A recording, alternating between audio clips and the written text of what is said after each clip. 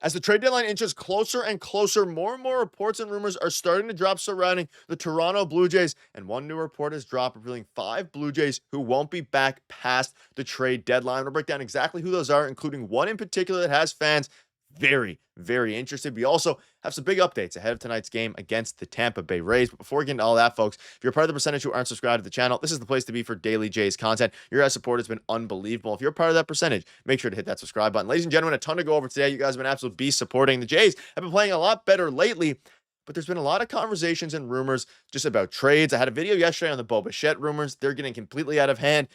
What we know for sure is with the way the Jays are right now, hovering around 500, they're going to be what we assume are buyers, or at least very active at the trade deadline.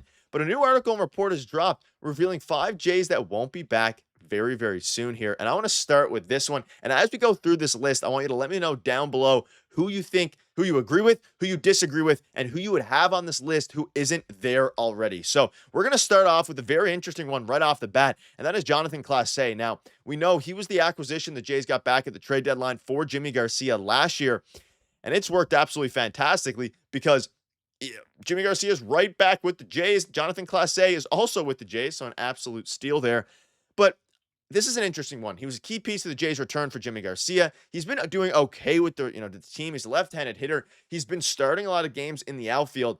I think, Clase, his ceiling is an everyday major leaguer. I don't think he's a star. I think his ceiling is kind of just an everyday guy. But right now, while he continues to develop, he's kind of someone who will play the occasional outfield, who will run the bases really well, be a fantastic pinch runner. And I think his most likely role with the Jays and with any team going forward is going to be with as a fourth outfielder. And with the way the Jays have their outfield set up right now, there isn't a ton of their infield is loaded. There isn't a ton of depth in the outfield. I mean, there kind of is, depending on how you think about it. You have Santander's been playing more DH, but he's also been injured. You have, of course, Miles Straw, Dalton Varsho, Nathan Lucas. So you do have a ton of depth as it pertains to actual outfielders. But you also have guys like Addison Barger who can play the outfield. And the Jays are very kind of full on the outfield. So there is a good chance that Clase, once needed, will get sent back down to continue to develop. But he's also been playing, decent baseball at the end of the day. He's been playing, solid baseball, especially as a young player. So let me know down below if you think he should be sent down or if you think he should stay instead of guys like, you can't really say Nathan Lucas anymore. Maybe Miles Straw, but Straw's a right-handed hitter. I think that's ultimately why he's going to be, sent down or DFA'd. And speaking of DFA'd, we know that José Urena, he's also number 2 on this list here. So he was acquired along with Spencer Turnbull at the beginning of May. We know that Spencer Turnbull, he's a long-term solution. That's why they sent him down to, AAA or the Florida Complex League, I guess, right now to continue to develop slowly in A-ball, build up his innings. They believe Spencer Turnbull can actually be a starter in the big leagues on a winning team. I don't think they believe that with José Urena as much. He's made 2 starts along with 1 relief appearance, 6 ERA. He hasn't been very good, right? He's had some flashes of decent play, but he is a guy that, we all kind of knew he wasn't going to be a long-term situation or solution by any means, right? He's going to be a guy who's going to be around to help kind of fill that gap while Spencer Turnbull is gone. But of course, and when Spencer Turnbull comes back, he's going to be DFA'd. And I ultimately think as moves start to come now, even if it's Max Scherzer, if it's Andres Gimenez, someone is going to be gone here soon to make room for those guys. And there's a good chance it's José Urena. There's also a good chance, of course, that it's some other players like the ones we mentioned, like Jonatan Clase there. So it's going to be interesting there. We have a couple more interesting ones now. We're going to save Gimenez for a minute because I want to quickly, gloss over Michael Stefanic here. Talking about infielders, he doesn't play very much. He's a veteran guy. He's just up to have a body around. I think he is the number 1 guy who's going to be gone very, very soon prior to the article says June 1st. We're kind of talking about the trade deadline because it's going to kind of work both ways here. And at the end of the day, Michael Stefanic is absolutely going to be, off this team in the fairly near future here, simply because of the fact that they have too many infielders. He doesn't hit very well. He's a very solid player who, plays good infield, but that doesn't really do it for most people, right? You need to be better than just, you need to be a good hitter, right? At the end of the day, but shout out to Michael Stefanic regardless. He's been a very, average contributor, I guess, to say the least, depending on how you want to go about it there. But let's dive into some of the interesting ones. Now, this one, I'm going to, preface this. This one here is a bit of a cop-out. We're staying till the end for Bowden Francis. That's going to be the next guy. We're going to dive into him in depth here. Gimenez, because the article says June 1st, they're assuming that Gimenez isn't going to be with the Jays because they think the injury is going to be plaguing him longer. And you see here was the talk of the town to start the season. He's cooled down considerably, and the fact that he's currently on the injured list means that they might let him rest beyond June 1st, which is a little bit crazy. And it's also just a little bit uh, disingenuous.